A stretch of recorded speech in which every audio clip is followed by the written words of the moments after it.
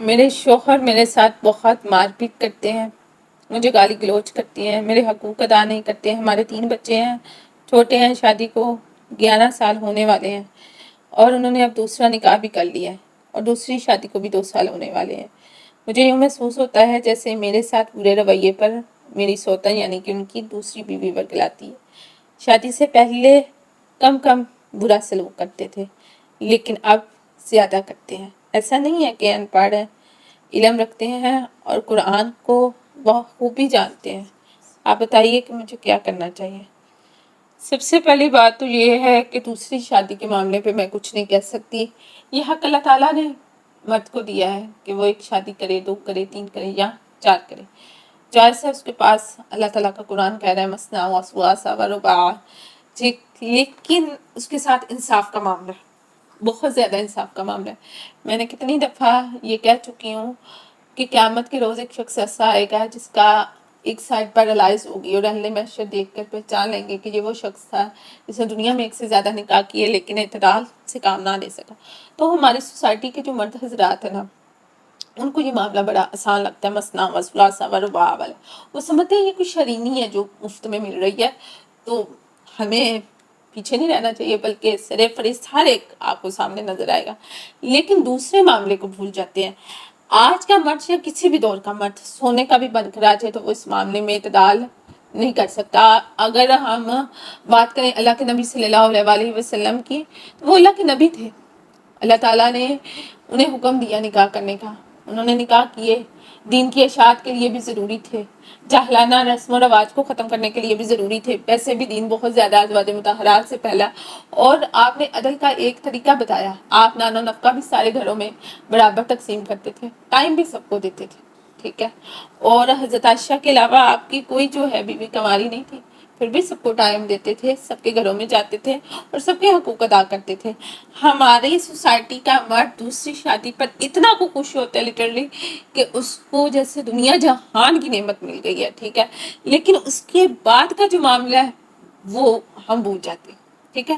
اور آپ یہ کہہ رہی ہیں کہ مجھے لگتا ہے کہ ان کی سیکنڈ وائف انہیں اس چیز پر انکریج کرتی ہیں کہ وہ آپ سے بدسلوکی کریں، جبکہ آپ کے سوال میں آپ کا جواب موجود ہے کہ وہ پہلے کم کرتے تھے، اب معمول بن چکے ہیں، یعنی کہ پہلے ان کے اندر جو تھوڑی سی جھجک تھی وہ ختم ہو چکی ہے۔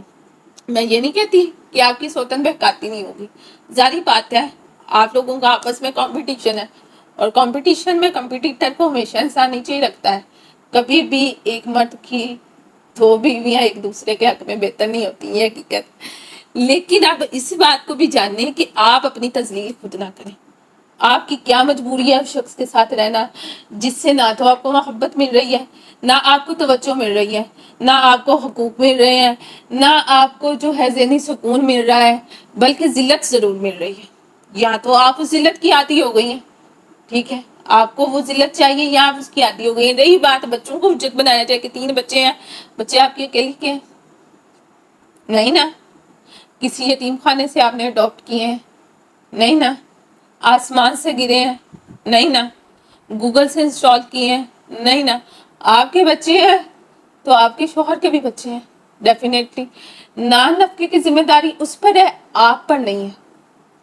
آپ موو آن کریں، چھوڑیں اس کو، طلاق لیں اس سے، نہیں دیتا کھلا لیں اس سے۔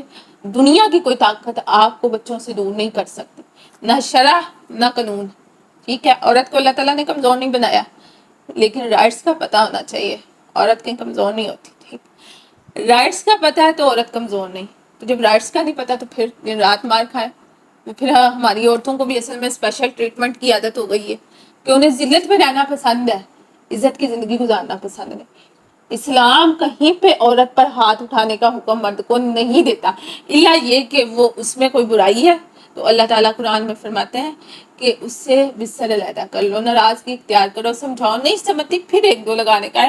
اور وہ بھی کس معاملے میں کہ اگر کوئی ایسا مسئلہ ہے کہ اس میں کوئی برائی پائی جا رہی ہے یا وہ بدزبان ہے، پہلے ناراضگی ہے، سمجھانا ہے، بستر علیحدہ کرنا ہے، پھر کہیں جا کے، اور اتنے معاملے میں تو انسان سمجھ ہی جاتا ہے، ٹھیک ہے۔ تو جب ایک دفعہ آپ کے شوہر نے آپ پر ہاتھ اٹھا لیا ہے تو آپ سمجھ جائیں کہ دوسری دفعہ اٹھے گا، پھر تیسری دفعہ بھی، اور پھر اٹھتا ہی رہے گا، پھر آپ اپنی ذلت کے لیے تیار ہیں۔ جب ایک دفعہ ہاتھ اٹھ گیا تو دوبارہ اٹھنے کا موقع نہ دے.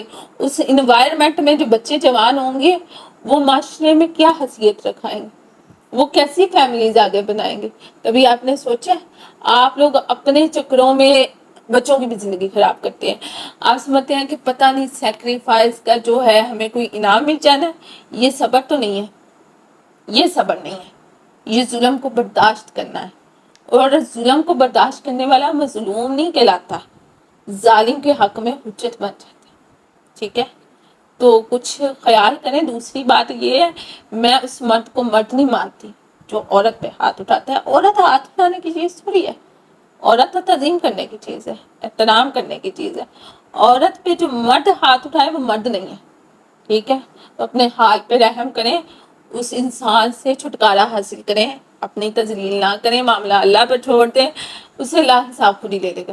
ٹھیک ہے, آپ کو ہو سکتا ہے آگے اور بہتر مل جائے. ٹھیک ہے, اللہ نے آپ کے لیے اور بہتر سوچا ہو, بہت بہتر سوچا ہو. اور رہی بات بچوں کا کیا ہوگا, وہ نانا کی ذمہ داری اس کی ہے, وہ اٹھائے گا جب تک بچے بالغ نہیں ہوتے.